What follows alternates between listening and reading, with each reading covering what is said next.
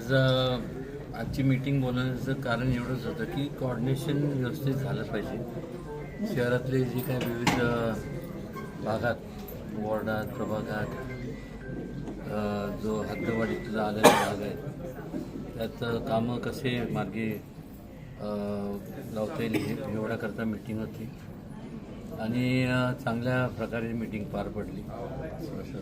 आणि प्रशासनसुद्धा त्यांनासुद्धा सूचना असं देण्यात आल्या की जे नवीन म्हणजे फर्स्ट टाईम नगरसेवक आहेत तर त्यांनासुद्धा त्यांचे एक अनुभव CO साहेब असतील किंवा त्यांचे जे वेगवेगळे हेड्स ऑफ डिपार्टमेंट असतील त्यांचे संपूर्ण सगळ्यांनाच एवढं सगळ्या सूचना दिल्या की तुम्हीसुद्धा काय या सगळ्यांना तुम्ही सहकार्य केलं. म्हणजे ते करतातच, करत नाही अशातला भाग नाही, पण एखादं समजा गायडन्स करणं ज्याला म्हणतो आपण, कारण की नाही म्हणलं तरी जर CO साहेब किंवा यांचा अनुभव जास्त आहे या वर्किंगमध्ये. बाकी असं काय म्हणजे काय कुठलं हे नाही, हे दावे काय नव्हते. आणि दुसऱ्या सूचना गेल्या की अतिक्रमण हे होऊ नये, त्यामुळं शिवसाहेबांना सक्त अशा शिवेंद्रराजेंनी आणि दोघांनी सूचना दिल्या की वेगवेगळ्या ठिकाणी लोकांसाठी जिथे जागा आहे त्या ठिकाणी असं वॉकल झोन करावे जेणेकरून ट्रॅफिकला अडथळा निर्माण होऊ नये. आणि आपल्याला तर माहीत आहे की आजची परिस्थिती कशी आहे की एकतर हे संपूर्ण युद्धाच्यामुळं तर अगोदरच सगळ्या महागाई तर वाढलेली असते आणि त्याचबरोबर आज प्रत्येकाचे विवंचन असतं, मनातली विवंचन असते की आपल्या कुटुंबाचं कसं उपजीविकेचं कसं व्यवस्थित मार्गी लावं. आणि त्याकरता ही मीटिंग घेतली होती.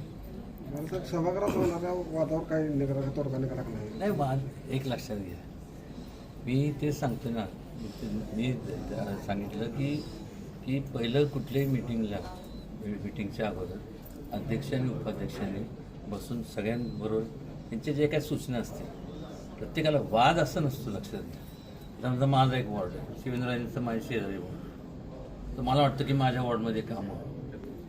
पण हेच जर अगोदर बसून ठरलं त्यांनी सांगितलं की समान संपूर्ण वॉर्डमध्ये वाद असायचं कारण काय मला सांगा. की प्रत्येकाला असं म्हणजे स्वाभाविक आहे वाटणं की ज्या लोकांनी आपल्याला निवडून दिलं, ज्यांनी आपल्याला मतदान केलं, तर त्यांच्या नगरसेवक किंवा नगरसेविकांकडनं माफक अपेक्षा असतात. आमदार म्हणून किंवा नामदार म्हणून शिवेंद्रराजेंकडनं, खासदार म्हणून माझ्याकडनं, हे प्रत्येक लोकप्रतिनिधींकडनं त्याच्या ज्या लोकांच्या अपेक्षा ज्या असतात की आमची कामं मार्गी लागली पाहिजे आणि याकरता आम्ही तुम्हाला निवडून दिलं आहे. आणि हे कसं त्यांना सांगितलं की जरा आता हे जी काही लाडकी बहीण योजना जी शासनाने राबवली त्याच्यामुळं कसं झालं, ताण खूप पडला आणि त्यामुळं फंडिंग वेगवेगळ्या ठिकाणी जेवढं यायला पाहिजे ते येत नाही.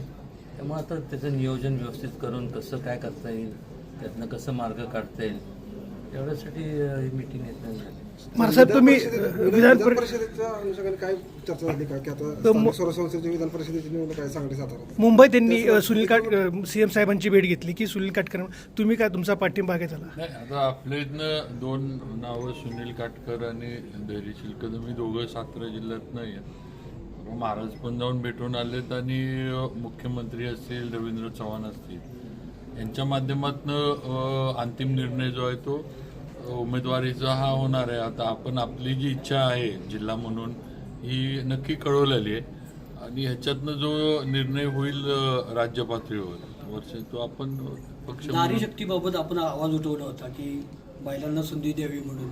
विधेयक ज्या वेळेला नामंजूर झाले त्यावेळी भाजपनं निषेध केला होता, तर आता संधी आली नारी शक्तीला, तर देणार का आता आपण आपले जे इच्छुक आहेत ते कळवण्याचं नावं कळवली. शेवटी निर्णय जो आहे हा पक्षाकडनं म्हणजे राज्य पातळीवरनं होतो. शेवटी राज्य पातळीवरची निवडणूक आहे, त्यामुळे वरनं निर्णय होतील ते आपण. आणि महायुती म्हणूनच लढणार आहे म्हणून CM साहेबांनी, शिंदे साहेबांनी, सुनेत्रा वहिनींनी जाहीर केले. त्यामुळं महायुती म्हणून जे आधी तर जागा कुणाला जातात हा एक दुसरा विषय लक्षात घ्या. सातारा पुणा, सातारा सांगली पुणा वगैरे हे पुण्याला जातात ह्या वाटपामध्ये. तो एक विषय आणि त्याच्यानंतर उमेदवारी. पुढच्या मिटिंगला सगळ्या नगरसेवकांना आठवण करून द्यावी लागेल का की आपण भाजपचेच आहोत असं काही? नाही ते तुझ्याकडे जबाबदारी आहे. तुम्हा दोघांना एकत्र आणून पूर्ण म्हणजे आता तुम्ही एकत्र सत्कार घेतला असं आम्हाला म्हणायचं. बातमीचं हेडलाईन काय करायची? सत्कार नाही, मार्गदर्शन. नाही अधिकाऱ्यांना काय सूचना दिल्या तुम्ही? अधिकाऱ्यांनी महाराज म्हणले त्यांना किंवा नवीन नगरसेवकांची कामं नीट म्हणजे प्रायोरिटीने झाली पाहिजे. त्यांचं जरा एवढं की आम्हाला खेळवलं जातं.